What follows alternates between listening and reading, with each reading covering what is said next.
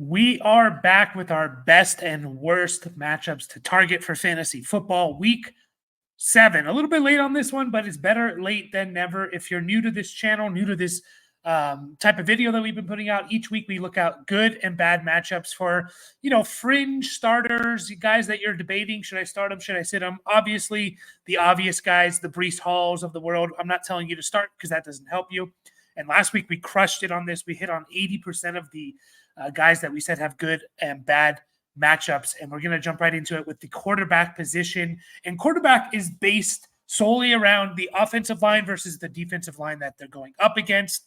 Jared Goff, who is QB 11 in points per game, averaging 18 points per game, is the QB 16 in consensus rankings. And I love this offensive line matchup against the Minnesota Vikings. I know the Vikings have a tough defense, but Lions offensive line is so good that they're going to have a plus matchup each and every week.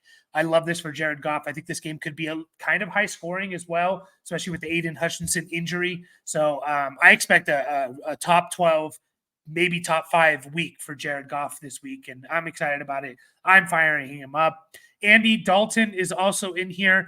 And again, these are the type of guys we're talking about here. Not a lot of people, maybe people are debating Andy Dalton in the super flex or because you had Caleb Williams or Dak or something.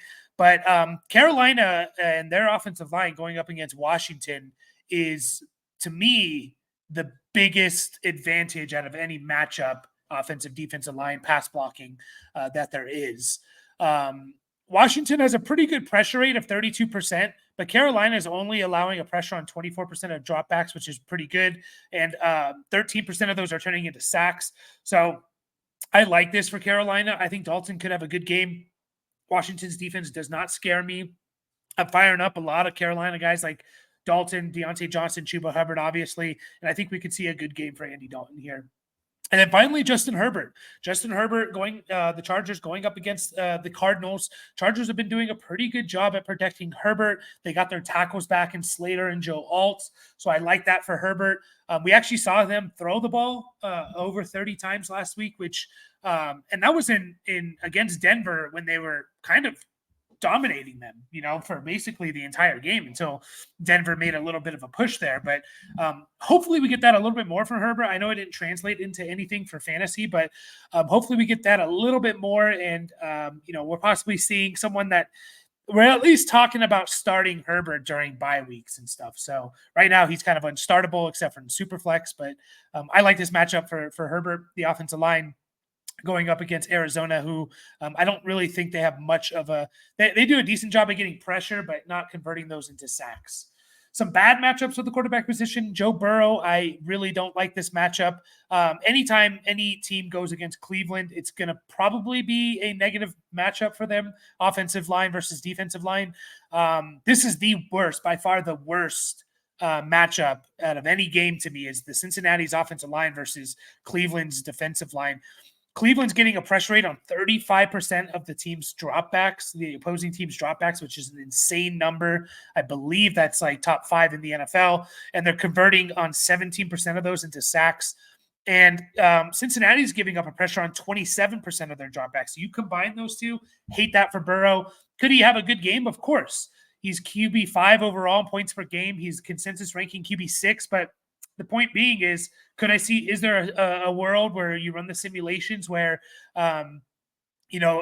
Cincinnati or Cleveland's defensive line just overtakes this game and just wrecks Joe Burrow's day? Yeah, absolutely. Absolutely. Jalen Hurts is another one that I don't think has a great matchup here going up against the Giants. Giants defense is legit. I know some of their defensive guys were potentially going to miss the game, but I think they are playing.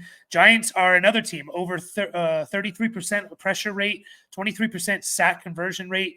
Philly's offensive line, and they lost Mailata, right? And I think someone else, if I remember correctly. I know Mailata's out. 36% pressure rate for Philly's offensive line with Mailata. Without Mailata, I don't know what that's going to be. Giants, this could be a low-scoring game, and Giants are going to keep this game close, in my opinion. And then Brock Purdy, to round out the quarterbacks here, I think has a bad matchup going against the Chiefs. Don't really love that matchup for Brock Purdy, and I think they can win in the run game a little bit. I know Chiefs have been pretty good against the run, but offensive line for the 49ers, I think they're really good at run blocking. They've been really good at protecting Purdy as well, only a 5% sack conversion rate, but Kansas City's one of those teams that can get after the quarterback and get some sacks. So don't love it for Purdy, who's been really good this year, QB 12 in points per game. I don't mind starting him. It's just one of those don't love the matchup, and I think they can win in the run game a little bit better. Some good matchups for running backs. And again, this is based on offensive line versus defensive line. I love the Miami versus the Indianapolis Colts matchup here. Achane, Mostert, I'm firing them up if they're in. And I think they're going to have to win this way. If Miami's going to win, they're going to have to run the ball. So the Colts are one of those teams you want to target in the run game. Love this for the Miami guys. I know people are nervous because of the Tyler Huntley-led offense without Tua. But I think this is a get-right game for them coming off the bye. I think we could see two big performances or good performances from both Mostert and Achane. Kareem Hunt. I know people think of San Francisco as like a defense you want to avoid in the run game, which was the case last year. That's not really the case this year. They're kind of middle of the pack. It's specifically they are 17th against running back, so they're literally right in the middle. So they're not a team that you have to avoid necessarily. And so Kansas City is doing a good job. San Francisco is giving up 1.71 yards before contact, right? 1.71 yards before contact is what their defense. 1.45 yards per contact is what they're giving the opposing running backs, right? So basically the opposing running backs are getting 1.5 yards before even getting touched. So that's really, really good. It's one of the worst in the league. I think Carolina is actually the worst, but that's pretty bad too. So I like that for Kareem Hunt, and he should see a lot of work here. The Bengals guys going into some bad matchups. Don't love it for the Bengals guys. Both Chase Brown. I think Chase Brown's ranked higher than Zach Moss. Both Chase Brown and Zach Moss. Don't love this. Again, it's Cleveland. Cleveland just does a really good job, only giving up 1.22 yards before contact on average, and the Bengals only 1.29, right? They're blocking to only 1.29 yards before contact. So combine those two. Don't love that for the Bengals guys. Just think this is going to be a potentially low-scoring game. Bengals might not have to do much if Deshaun Watson can't throw the damn ball. And then James Conner. James Conner, who's once again been pretty good this year as a low-end running back too. Don't love it against the Chargers. Chargers have been one of the better run defenses to start the year. I am a little bit skeptical of that because they've had a pretty easy schedule. They've played Denver. The Raiders. They played a Bryce Young-led Panthers. They played Steelers and the Chiefs. None of those offenses are like, oh my God, I can't believe they shut them down. But to start the year, Chargers are giving up the fourth least points to running backs per game. So I think their defense is much improved here. So just don't love that for Arizona, who hasn't really done a good job at run blocking as well. And then Josh Jacobs is my last running back. Bad running back matchup here. Consensus ranking RB12. He's been good. I mean, at times he's the RB27 in points per game, but he's going up against Houston. Houston allows, get this, guys. Houston allows only 1.06 yards before contact. 1.06 yards before contact is second best in the NFL. It's Detroit, and then it's Green Bay. And you look at how that's translating to points per game for running backs. They are 26th best. Like basically they are like the sixth best team against running backs, shutting running backs down. I think they're tied for sixth. And so it translates, right? You just put that in comparison to like who we talked about with like Carolina's allowing 1.62 yards before contact per carry, right? So you're getting over half a yard per carry more before you even be getting touched playing against Carolina versus playing against Houston. So I think for Houston, that's a really good matchup, and it's a bad matchup for Green Bay and the Josh Jacobs and the Green Bay Packers. Moving on to some wide receivers with some good matchups here. We have Demario Douglas going against Darnell Savage. I like this matchup for Douglas. We saw him look pretty damn good with Drake May, and I'm not too worried about Darnell Savage and Jacksonville in general, their offensive their defense is not very good.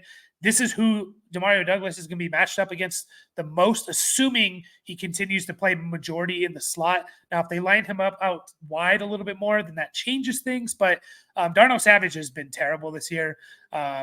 So I think this is definitely a guy that you want to be targeting. He's allowing a catch percentage of 62%, which is not very good. So Demario Douglas, I expect to have a good game against the Jags in the slot. Jordan Whittington is another one. It's just all the Raiders quarterbacks, and this applies to Cooper Kupp, Tutu Atwell. So if Cooper Kupp's out, I'm fine with firing up guys like Whittington and Atwell. Even with Cooper Kupp there, I still kind of like Whittington. Jack Jones, Nate Hobbs, guys like that, just not very good this year. Not very good, and I think it favors a guy like Whittington who can kind of win in the slot and can get open and with his route running. So I expect a pretty good game from Jordan Whittington here. And again, I'm not telling you to start A.J. Brown because that doesn't help you. These are more of the fringe starters here. Jackson Smith in Jigba, I believe, also has a good matchup here. He's going to see guys like I think D. Alford the most. Now, Tyler Lockett may miss the game. Last I saw yesterday, he was questionable, I believe, and that may change how they use JSN. Do they line him more up outside? I hope not. I hope they play him more still in the slot because I think D. Alford is someone that you could really take advantage of in the slot. And so I want to see that for, JSN and who's been probably better than you think. In half PPR, not so much. Wide receiver 40 in points per game. PPR a little bit better. I think he can have a good game here, and it could be a potential shootout. So I don't mind firing up JSN. We have some bad wide receiver matchups here. Christian Kirk, I don't love. Marcus Jones is one of the better, in my opinion, one of the better slot cornerbacks in the NFL, which is pretty hard to find good slot cornerbacks. Marcus Jones is one of those, in my opinion. He's been playing pretty well this year. And I don't love that matchup for Christian Kirk. I think they can win more on the outside with like guys like Brian Thomas. So Christian Kirk, I'm a little bit down on this week who, he's wide receiver 53 in points per game, but he's been good lot better over the last 3-4 weeks. Not so much last week, but the last 3-4 weeks. So I'm a little bit hesitant on starting Christian Kirk this week. George Pickens playing, obviously against Sauce Gardner. Don't love that for Pickens. Even if he goes up against DJ Reed, which he probably will. Although is DJ Reed out? DJ Reed might be out. I can't remember, but just not super excited for George Pickens going up against that New York Jets defense. And Russell Wilson, I know, is playing, and people are a little bit excited for that for Pickens, but I'm not really that excited. Xavier Worthy, another matchup I don't love, going up against guys like Lenore here. Just the 49ers, defensive backs, and I just think Kansas City is probably going to win this on the ground a little bit more. And Xavier Worthy, it's going to be more of the Juju Travis Kelce. I think Travis Kelce has like shredded the 49ers. The 49ers defense the last few times. So I just don't really love this for Xavier Worthy. Sorry, just double checking that. And then Wan'Dale Robinson, who's been damn good this year, wide receiver 35 in points per game in half PPR, even better in PPR. I say good, meaning we didn't expect, he's a startable piece. 3 wide receiver leagues, especially going up against Cooper DeJean. Don't really love that for Wan'Dale too much. I just think this is going to be a Malik Neighbors type of game because I think you can really take advantage of those other cornerbacks for the Philly. And Cooper DeJean has been a lot better than those other guys in the slot. Like, he's one of the best slot cornerbacks in the NFL, in my opinion, and that's who Wan'Dale Robinson's going to be seeing. And then just to round it out, guys, with some tight ends here, I forgot to put the matchup for Noah Fant, and I capitalized the T in his name, but I love the matchup for Noah Fant. I'm just double checking. It's Kaden Ellis of Atlanta, their linebacker. He has a catch percentage of 87%. Kaden Ellis is giving up. He's giving up 0.25 points per route run, fantasy points per route run. He's giving up 1.12 yards per receiving coverage route. So I like that for Noah Fant. I think we could see a solid Noah Fant game, who's had some here and there. I think we're going to see a top 12 week from Noah Fant. I don't mind firing him up if you need him. Jonnu Smith is another one that I really, really like going up against EJ Speed and the Colts. Just another defense you want to be targeting, right? You just want to be targeting the Colts defense. They give up the fourth most points to tight ends. So I really like that for Jonnu Smith, who's I think going to be a kind of a safety blanket for Tyler Huntley. And then two bad matchups here for the tight end position. Zach Ertz going up against Sherrillis. I know people are ranking Zach Ertz there. You can see him tight end 12 consensus ranking, tight end 17 on the year. Don't really love that for Zach Ertz. Sherrillis is only giving up 0.1 fantasy point per route covered. He's giving up a catch percentage of 75%, which is pretty low for a linebacker. And he's giving up 0.42 yards per receiving coverage, which is really good too, defensively. So don't love that for Ertz. I think this is more of a McLaurin game than anything. And I think Zach Ertz kind of gets shut down a little bit. And then we have Pat Freiermuth. Someone I don't love here is Quinn going up against Quinnen Williams of the Jets. Just don't love the Steelers kind of lack of an offense going up against one of the best defenses in the NFL. So I don't love that for Pat Freiermuth. So these are my best and worst matchups to target for fantasy football, guys. Again, we are hitting on these over, I think over 65%. So hopefully this helps you. Hopefully it helps you win. Good luck this week, everyone. We'll catch you guys all in the next video.